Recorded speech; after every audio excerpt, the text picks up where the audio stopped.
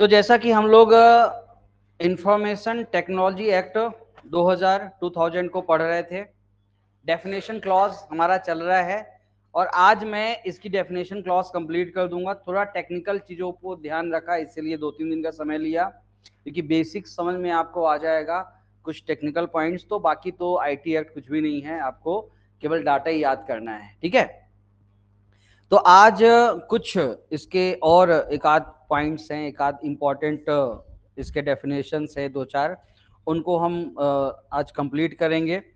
कल के सेशन में मैंने आपको बहुत प्रॉपर तरीके से बताने का प्रयास किया था कि आपका केवाईसी वगैरह क्या होती है, इलेक्ट्रॉनिक केवाईसी वगैरह कैसे क्या करते हैं, और खासकर डिजिटल सिग्नेचर सर्टिफिकेट या इलेक्ट्रॉनिक सिग्नेचर सर्टिफिकेट वगैरह कैसे प्रोवाइड किए जाते हैं, कैसे उनसे संबंधित चीजें हैं। सभी बातों को कल के सेशन में हमने बहुत अच्छे तरीके से जानने समझने का प्रयास किया, ठीक है। आज के सेशन में हम लोग बात को आगे बढ़ाएंगे और आज इसके कुछ अलग पॉइंट्स, मतलब कुछ और दूसरे पॉइंट्स को हम समझने का प्रयास करें। कल डेफिनेशन में कोई दिक्कत, समस्या, परेशानी क्लियर था, ठीक है। आज हम देखते हैं यहाँ पर कि अब हम सिस्टम को समझेंगे। प्रणाली, एक यहाँ पर प्रणाली यूज की जाती है, एक सिस्टम यूज किया जाता है, एल्गोरिदम भी बोल सकते हैं, यूज किया जाता है। तो वो क्या है? तो बेसिकली आप देखोगे कि सेक्शन 2F में, यानी कि 2 में असममित गुण प्रणाली, ठीक है ना, एसमेट्रिक क्रिप्टो सिस्टम यहाँ पर शब्द यूज किया गया है। तो क्या होता है असममित गुण प्रणाली, इसको हम आज के इस सेशन में समझने का प्रयास करेंगे, ठीक है ना। ये थोड़ा सा यहाँ पे स्पेलिंग गलत हो गई है, ये क्रिप्टो है, मात्र क्रिप्टो लिखा है, ठीक है ना। इंक्रिप्शन सिस्टम वहां पे लिखा गया है, तो ये क्रिप्टो सिस्टम है। इंक्रिप्शन के अंदर की प्रोसेस है, मैं आगे समझा दूंगा। तो ये आपका सिस्टम, तो बेसिकली अब ये पहले थोड़ा सा बैरेट में जो लिखा है मैं आपको पहले वो बता देता हूँ, फिर उसके बाद कि होता क्या है इसको मैं बहुत अच्छी तरीके से आपको समझाने का प्रयास करूंगा, ठीक है। तो यहाँ पर इस पर्टिकुलर चीज को हम देखते हैं कि असममित गुण प्रणाली से मतलब है कि सुरक्षित कुंजी युग्म से कोई प्रणाली अभिप्रेत है जिसमें अंकीय चिन्ह सृजित करने के लिए, यानी अंकीय चिन्ह को बनाने के लिए, क्रिएट करने के लिए एक प्राइवेट पब्लिक की को यूज, प्राइवेट की को और एक सत्यापित उसको सर्टिफाई करने के लिए एक पब्लिक की को यूज किया जाता है। प्राइवेट की और पब्लिक की, दो की को यहाँ पर यूज किया जाता है। ये बात यहाँ पे ध्यान में रखिएगा, ठीक है ना, सत्यापित करने के लिए। अब ये जो प्राइवेट की पब्लिक की है इनको क्या बोलते हैं? की पेयर। तो अब ये थोड़ा मिलती जुलती परिभाषाएं हैं, सेम चीज आपका शुरुआती डेफिनेशन में लिखा है ना, बाद में आप आते हैं 2x जो की पेयर कुंजी युग्म के नाम से डिफाइन है, वहां पर भी लगभग सेम परिभाषा है, सेम परिभाषा यहां पर भी यूज करता है कि प्राइवेट कुंजी और अंकगणितीय रूप से संबंधित लोक कुंजी अभिप्रेत है। तो प्राइवेट कुंजी और अंकगणितीय लोक कुंजी अभिप्रेत है, ठीक है। तो यहाँ पे प्राइवेट कुंजी और अंकगणितीय रूप से लोक कुंजी। अब ये चीज समझना कि एक आपका होता है प्राइवेट की, एक होता है पब्लिक की। तो अंकगणितीय पब्लिक की कैसा होता है आप यहाँ पर देखिए, तो अर्थमेटिकल होता है, अंकगणितीय के तौर पर अंकगणित उस तरह से होता है जिसको अपन बोलते हैं पासवर्ड, ठीक है ना, क्या बोलते हैं? पासवर्ड। तो समझिएगा कि प्राइवेट की मतलब कि जैसे कोई भी आपका कोई भी आईडी, आईडी जैसे एक सिंपल सा समझिएगा कि आप मान लीजिए कि कोई भी एटीएम कार्ड रखते हो, ठीक है, तो एटीएम कार्ड जो है आपका प्राइवेट की है। एटीएम कार्ड क्या है? आपका प्राइवेट की है, उसमें ब्लैक पट्टी है, उसमें आपकी बेसिक प्राइवेट इंफॉर्मेशन है जो केवल आपकी है। और इसके बाद जो पब्लिक की क्या है यहाँ पे?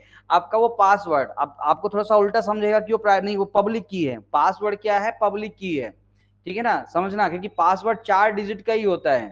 तो हो सकता है कि जैसे हर, मतलब कि 4 डिजिट का होता है तो हर दूसरे चौथे व्यक्ति का पासवर्ड सेम हो सकता है, लेकिन उसका जो एटीएम कार्ड है उस पे जो चिप लगी है, उस पे जो ब्लैक पट्टी में जानकारी है, वो सबकी अलग अलग हो सकती है। समझ में आ गया? तो इस प्रकार से ये इसको यहाँ पे 2 की पेयर यहाँ पे रहता है। और भी कुछ चीजें मैं आगे समझाता हुआ चलूंगा। ठीक है। तो जो इस प्रकार संबंधित है कि लोक कुंजी अंकीय चिन्ह को सत्यापित कर उसको सर्टिफाई कर सके और प्राइवेट कुंजी द्वारा सर्जित किया जाता हो। तो उस प्राइवेट कुंजी से कोई चीज सर्जित किया जाता है और उससे जो है तो आपका पब्लिक की से सत्यापित करते हैं। ठीक है, ये पूरी प्रोसेस को यहाँ पे क्या बोलते हैं मैं आगे समझाऊंगा। अच्छा, एक बात ध्यान रखना, फिर अगला आपका कि सेम फिर से यहाँ पर वही चीज लिखा है कि अंकीय चिन्ह सर्जित करने, यानी कि जो आपका जनरेट करने, डिजिटल सिग्नेचर को जनरेट करने के लिए जो की यूज की जाती है उसको प्राइवेट की बोलते हैं, और उसको सर्टिफाई करने के लिए डिजिटल सिग्नेचर को जो की यूज की जाती है उसको आपका पब्लिक की बोलते हैं। एक ही चीज को बार बार यहाँ पर आप देखोगे तीनों परिभाषाओं में बैरेट में एक जैसी चीज लिखी है, तो इसके अंदर मतलब बहुत ज्यादा उलझने की चीजें नहीं है। आप इनके हेडिंग पर ध्यान रखना क्योंकि इनमें एमसीक्यू बना है कि ये कहाँ पे किस सेक्शन में बताया गया है, तो पहले तो ये ध्यान रखना। अब ये होता क्या है, तो थोड़ा सा हल्का सा इनको समझाने का प्रयास करूंगा बहुत संक्षिप्त में। तो बेसिकली इसको RSA एल्गोरिदम भी बोला जाता है। RSA नाम क्यों दिया गया, तीन साइंटिस्ट मतलब वैज्ञानिक हैं, मतलब कैसा आईटी फील्ड के व्यक्ति हैं, वैज्ञानिक क्या बोलेंगे उनको, जिन्होंने इस एल्गोरिदम को बनाया। कौन कौन यहाँ पर हैं, तो रॉन रिवेस्ट और आदि समीर और लियोनार्ड एडलमैन, ये तीन व्यक्ति थे। तो रिवेस्ट, समीर, एडलमैन, सबका शुरुआती पहला जो अक्षर ले करके RSA एल्गोरिदम इसको बोला जाता है। और ये बेसिकली ये जो कह सकते हैं कि ये सिस्टम जो है आपका असममित गुण प्रणाली, जिसको आपका एसिमेट्रिक क्रिप्टो सिस्टम बोलते हैं, इन्होंने इसको क्रिएट किया था। कब क्रिएट किया था, 1977 में, 1977 में इस एल्गोरिदम को बनाया था कि इसके माध्यम से इसका उद्देश्य क्या था, इसका उद्देश्य ये था कि जो आप मैसेज वगैरह भेजते हो तो वो सुरक्षित हो सके, यानी कि खासकर जैसे शुरुआत में जब आईटी वगैरह धीरे धीरे जब डेवलप्ड हो रहा था तो इसका ज्यादातर उपयोग जो है तो मल्टीनेशनल कंपनियां करती थी। ठीक है, तो स्वाभाविक बात था कि उनको अपने मैसेज एक जगह से दूसरी जगह भेजने पड़ते थे, थोड़ा सा कॉन्फिडेंशियल होते थे, तो वो थोड़ा सा कोई उनको क्या कर ना सके, उनको डिकोड ना कर सके, जान ना सके कि वो मैसेज क्या है। ठीक है, तो उन मैसेज को छिपाने के लिए, उन मैसेज को बचाने के लिए इसको यूज किया गया। बाद में फिर हर जगह इसको यूज किया गया, यानी कि बाद में जब इसको थोड़ा सा और इजी कर दिया गया इसको प्रोसेस को, तो बहुत सारी जगह जो है तो इसको यूज किया गया। आप अपने आसपास जैसे मेल आप भेजते हो वहां पर भी ये एल्गोरिदम यूज होता है, आप कोई व्हाट्सएप मैसेज भेजते हो वहां पर भी एल्गोरिदम यूज होता है, किसी प्रकार का भी मैसेज भेजते हो वहां पर, कोई भी मैसेज कोई डाटा भेजते हो वहां पर ये एल्गोरिदम यूज होता है। ये बात यहाँ पे ध्यान में रखिएगा। ठीक है, तो बेसिकली यहाँ पर होता क्या है, अब कैसे काम करता है, तो ये मैंने बता दिया कि इसमें बेसिकली दो कुंजियां होती हैं, एक सार्वजनिक कुंजी पब्लिक की और एक निजी कुंजी प्राइवेट की। ठीक है, सार्वजनिक कुंजी का उपयोग इनक्रिप्शंस के लिए किया जाता है। अब ये इनक्रिप्शंस क्या है, अभी मैं इसको थोड़ा सा आगे समझाऊंगा, और सभी जानकारी होती है। निजी कुंजी का डिस्क्रिप्शंस के लिए किया जाता है और इसे रिसीवर द्वारा गुप्त रखा जाता है। ठीक है, और ये एल्गोरिदम जो है तीन के नाम पे रखा गया, मैंने बता दिया। अब ये अगला चीज की कैसे क्या है, तो फिर यहाँ पर दो शब्द यहाँ पे यूज किया गया। एक शब्द है आपका एनक्रिप्शंस और डिस्क्रिप्शंस। तो इनका मतलब क्या होता है, तो ये थोड़ा सा मैंने नीचे समझा दिया।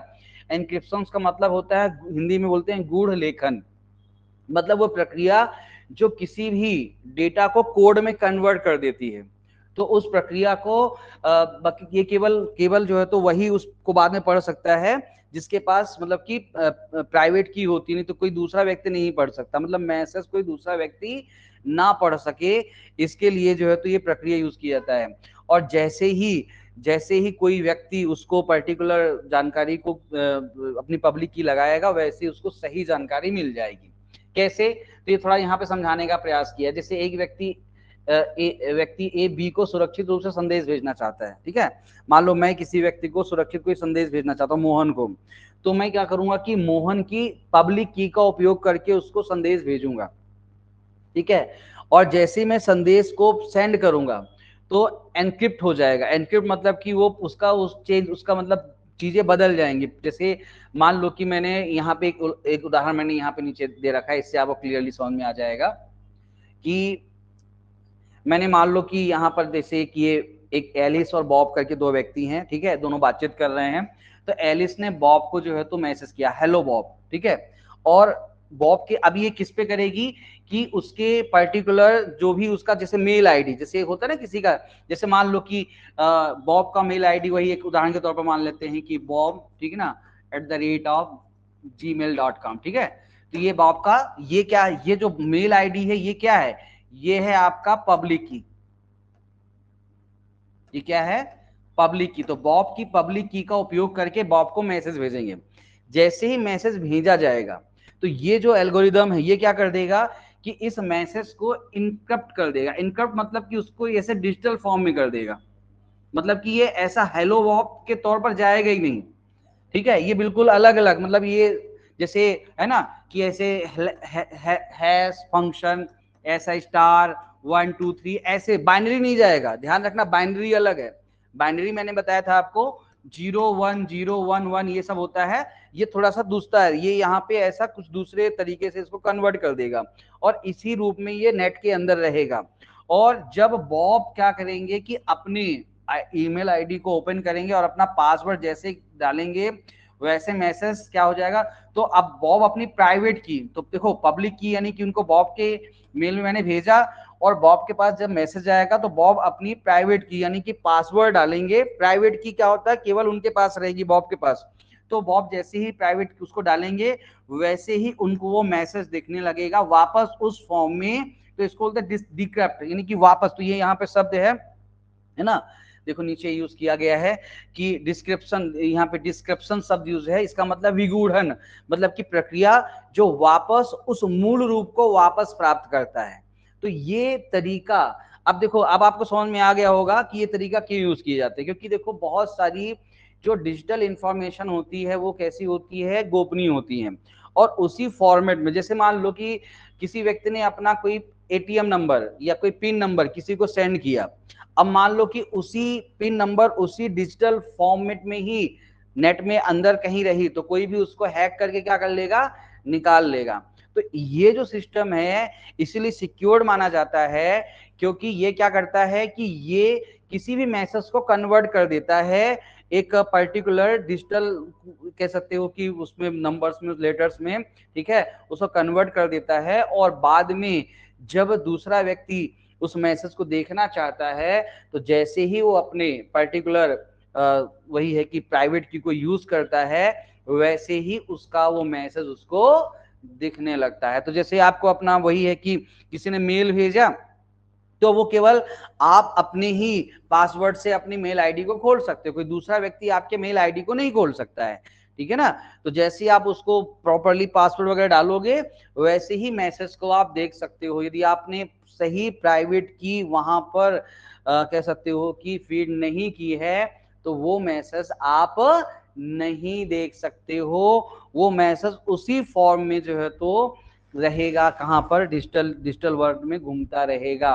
तो ये थोड़ा समझ में आया ना, थोड़ा हल्का सा टेक्निकल है पर मैंने उसको थोड़ा प्रयास किया है कि सिंपल तरीके से। देखो यहाँ पे वही तरीका एक मैंने बताया है कि जैसे एक ये थोड़ा सा ये वाला इसको थोड़ा क्लियरली साफ बनाना पड़ेगा, मैंने फोटो लिया पर फोटो इतना साफ दिख नहीं रहा है। तो ये कोई मैसेज दे रहा है तो ये मैसेज को जैसे ही ये इनक्रप्शन करता है, ठीक है, तो इनक्रप्शन यहाँ पे ध्यान रखना पब्लिक की लगा करके, पब्लिक की यानी कि जिसको मैसेज भेजना है उसकी पब्लिक की। जैसे मान लो ये ए है, ये बी को मैसेज भेजना चाहता है तो बी की पब्लिक की के माध्यम से, ठीक है, मैसेज को भेजेगा। अब एक बात यहाँ पे ध्यान रखना कि ए मैसेज भी मैसेज क्रिएट करने के लिए अपनी प्राइवेट की समझना, ए जो है अपनी प्राइवेट की का यूज करके जो है तो मैसेज जनरेट करेगा यानी मैसेज बनाएगा। और मैसेज किसको भेजना है, बी को, तो बी के पब्लिक की में भेजेगा क्योंकि बी की प्राइवेट की तो बी के पास ही होगा। भाई एक सरल शब्दों में समझो कि आपको यदि किसी को मेल भेजना होता है तो आप क्या करते हो, पहले अपना कहीं पर भी मेल आईडी डालते हो, पासवर्ड डालते हो, ठीक है, तो आपका वो खुल जाता है मेल। फिर वहां पर आप उस पर्टिकुलर मेल को क्रिएट करते हो। और मेल कब क्रिएट कर पाते हो आप अपना, क्या आप केवल सीधे मेल आईडी का उपयोग करके आप कोई भी मैसेज क्रिएट कर लेते हो, नहीं। जैसे देखो हम लोग व्हाट्सअप मोबाइल में चलाते हैं तो व्हाट्सअप हम लोग का मोबाइल में तो टोटली हमारा ओपन रहता है। लेकिन उसमें भी लॉग आउट का ऑप्शन रहता है, आपको पता होगा व्हाट्सएप में भी लॉग आउट का ऑप्शन रहता है। तो यदि आप उसको लॉग आउट कर दो, दोबारा लॉग इन करना है तो फिर वापस आपको नंबर और अपना पासवर्ड डालना पड़ेगा, तो उसमें लॉग इन होगी, उसके बाद ही आप कोई मैसेज भेज सकते हो। समझ में आ रहा है ना, क्लियर कहानी। तो ये बेसिकली हर जगह ये फीचर्स रहता है, क्लियर कहानी, ताकि आपके जैसे एक सिंपल सा, जैसे आप जैसे कभी लैपटॉप वगैरह में चलाते हो, व्हाट्सएप यूज करते हो, तो वहां पर आपको वो बकायदे मतलब उसमें लॉगिन वगैरह करना पड़ता है। तो ये फेसबुक वगैरह उसमें ज्यादा समझ में आता है, कोई भी आपको पर्टिकुलर आपको वो कह सकते हो कि ईमेल आईडी और पासवर्ड साथ में आपको यूज करना पड़ता है, उसके साथ ही आप उसको कर सकते हो। तो कोई व्यक्ति, इसीलिए वहां पर शब्द क्या लिखा है कि प्राइवेट की का प्रयोग करके जो है तो क्या करता है, मैसेज को जनरेट करता है, ठीक है। और यहाँ पर ए ने प्राइवेट की का प्रयोग करके अपने मैसेज को जनरेट किया, और बी को मैसेज भेजना है तो बी की पब्लिक की को यूज करके बी को भेज दिया। जैसी मैसेज भेजा वैसी मैसेज ये, अब यहाँ पे एक शब्द यूज किया गया है सिफर टेस्ट, इसको शब्द बोलते हैं सिफर टेस्ट फॉर्म में हो जाता है।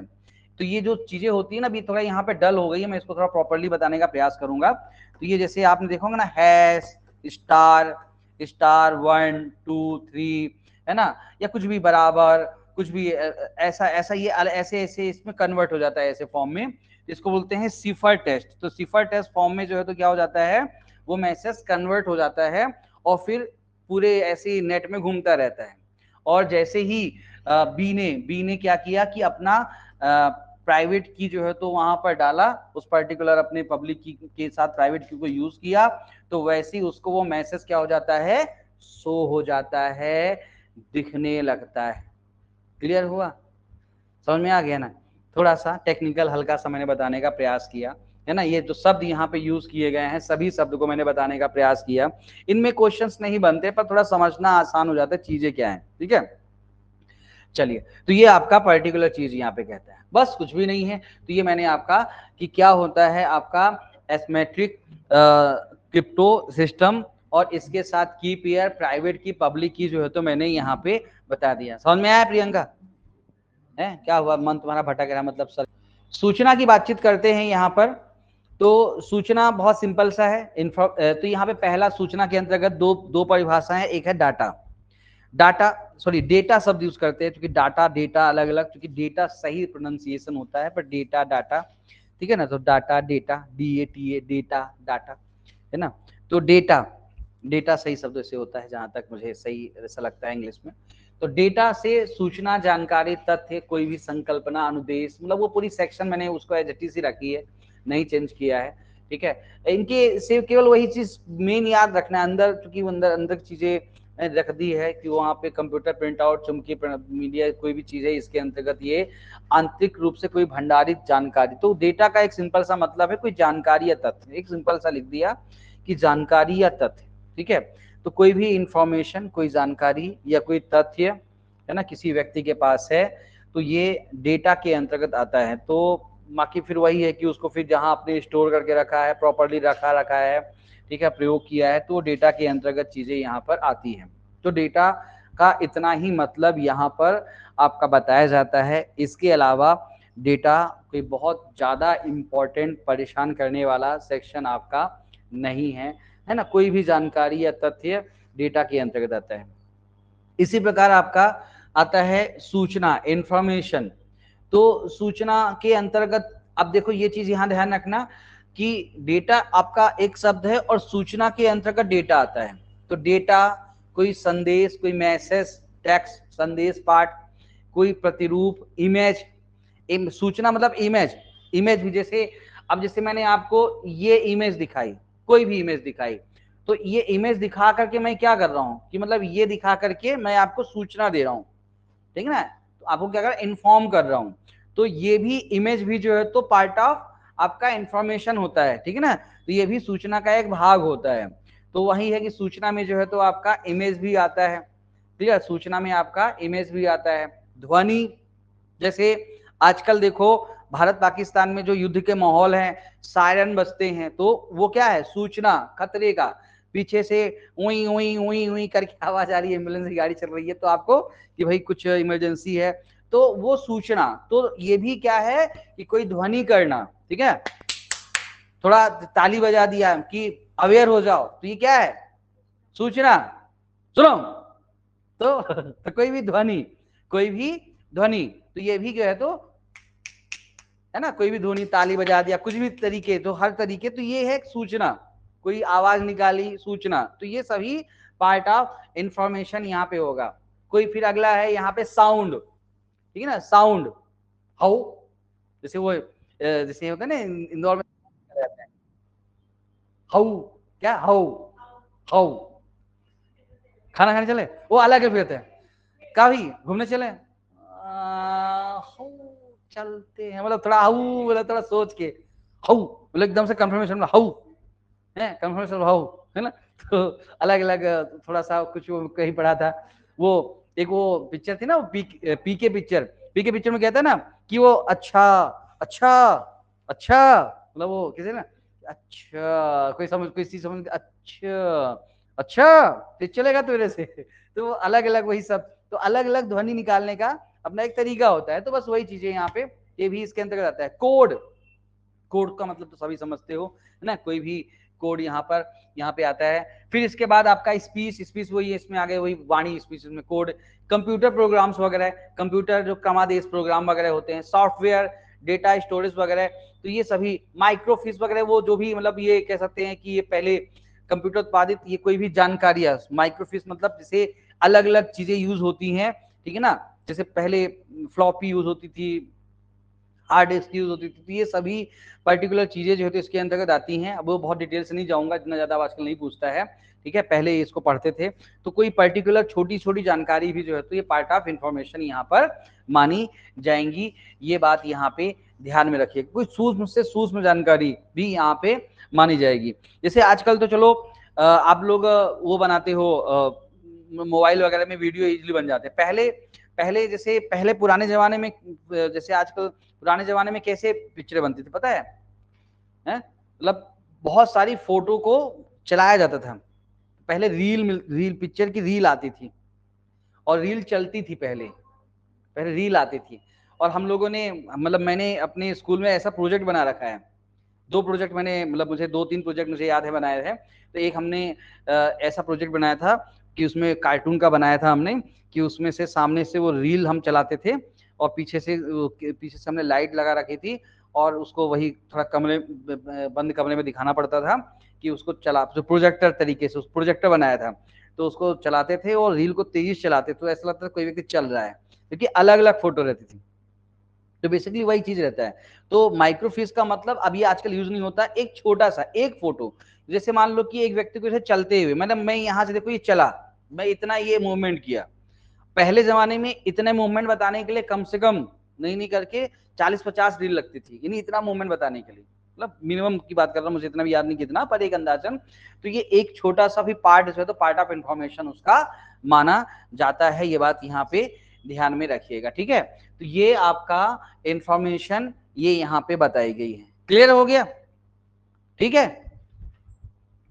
अब आते हैं बचे कुचे कुछ डेफिनेशंस। तो जैसे अब अधिकारी में आते हैं, ऑफिसर्स में आते हैं, तो यहाँ पे कुछ अधिकारियों को बताया गया है, कुछ अधिकारियों के बारे में जो है तो यहाँ पर बताया गया है। तो अभी चूंकि इसको मैंने अभी नहीं कर पाया, मेरे पास दूसरी चीजों में रह गया, उसी को पढ़ने में बहुत समय लग गया, इसको बताने में 10 मिनट लगा, लेकिन उसको पढ़ने में 2 घंटे लग गए समझने की होता क्या है, यहाँ वहां से समझ के बताना। तो ठीक है, कोई चीज़ को मैंने भी समझ लिया कि मैंने बहुत सारी चीज़ें सीखी आज।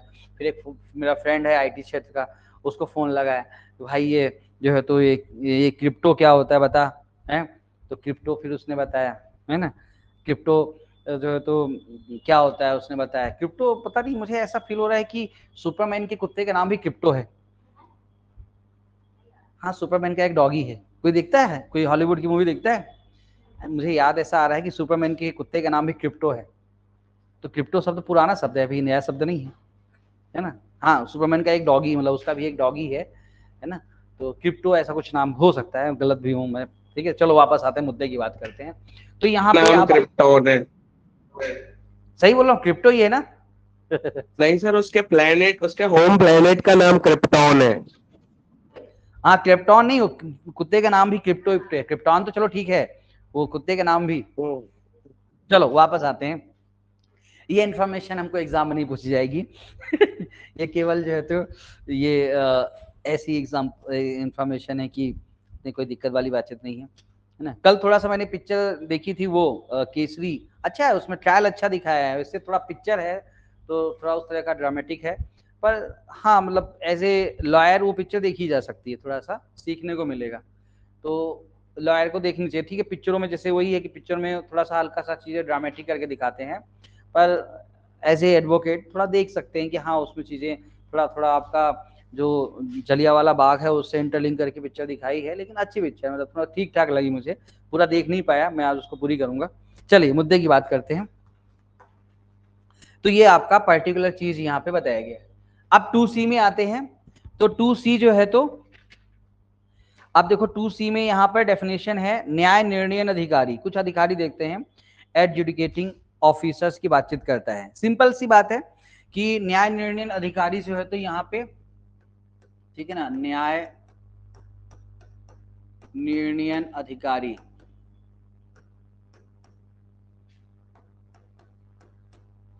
तो ये आपका सिंपल सी बातचीत देखो वहां पे लिखा हुआ है कि सेक्शन 46 धारा 46 उपधारा 1 के तहत नियुक्त कोई भी अधिकारी, तो कोई भी ऑफिसर है तो आपका जो सेक्शन 46(1) के तहत नियुक्त है, ठीक है ना, तो कोई भी अधिकारी जो इस पर्टिकुलर धारा के तहत नियुक्त है, खत्म कहानी, यही याद रखना है, ये एमसीक्यू इसमें ऐसे ही बनेगा। अगला यहाँ पे है आपका, देखो डेफिनेशन है 2G, तो जी देखो वहां पे क्या कहता है आपका कि वहां पे प्रमाणकर्ता प्राधिकारी, तो प्रमाण पत्र धारा 24 के अधीन इलेक्ट्रॉनिक चिन्हक की जो लाइसेंस देता हो, तो धारा 24 के तहत, ठीक है ना, जो इलेक्ट्रॉनिक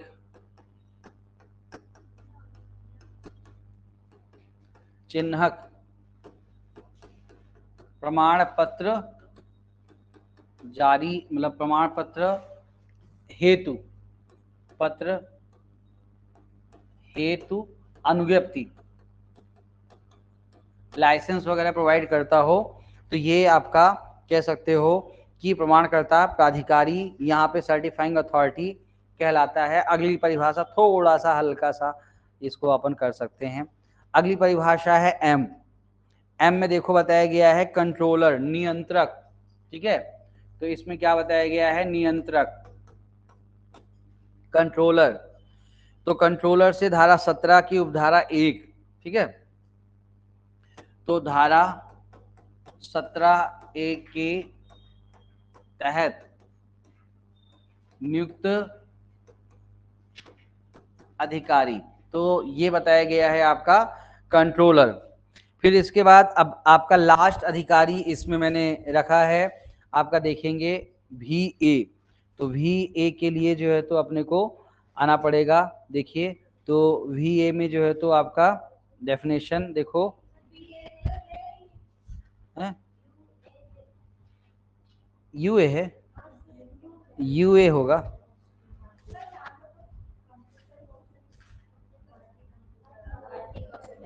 नहीं हाँ UA बिल्कुल, भारतीय कंप्यूटर यू है, भी गलती से हो गया, ये यू है, यू है, ठीक है ना, 2UA, मतलब ये काम की परिभाषा है। मतलब यहाँ पे देखो समझना, मैंने जो काम की परिभाषाएं थी, अब देखो जैसे वही एक, तो ये आपका भारतीय कंप्यूटर आपात मोचन दल, Indian computer emergency response team जो है तो, ठीक है ना, तो ये इसको बोला जाता है आपका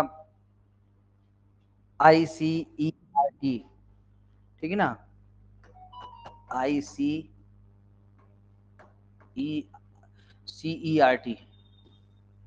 ये ऐसा कुछ बनता है ICERT, इसका लोगो है, मैं आपको बता दूंगा, नोट्स में रख दूंगा मैं, इसका लोगो बनता है ऐसा कुछ आई कार्ड करके, तो है ना, यही लिखा है ना, तो ये लोगो एक बनता है, तो वो चीज़ यहाँ पे ध्यान रखना, ठीक है, तो ये आपका पर्टिकुलर डेफिनेशन यहाँ पे कहलाता है। अब देखोगे मैं थोड़ा सा एक बार डेफिनेशन क्लॉज पूरा देख लेता हूँ, तो देखो शुरुआती परिस्थिति या जितनी भी काम की परिभाषाएं हैं, मैंने जैसे समुचित सरकार को थोड़ा कोई काम की नहीं, सभी काम की जितनी परिभाषाएं हैं पूरे डेफिनेशन क्लॉज में, उन सभी परिभाषाओं को जो है तो मैंने प्रॉपर तरीके से यहाँ पर सुरक्षित प्रणाली भी मैंने आपको बता दी है, कुछ भी ऐसा नहीं है जो परिभाषा आपकी ऐसा काम की परिभाषा है ना, काम की परिभाषा मैंने आपकी यहाँ पे मिस की हो, सभी काम की परिभाषा मैंने यहाँ बता दी।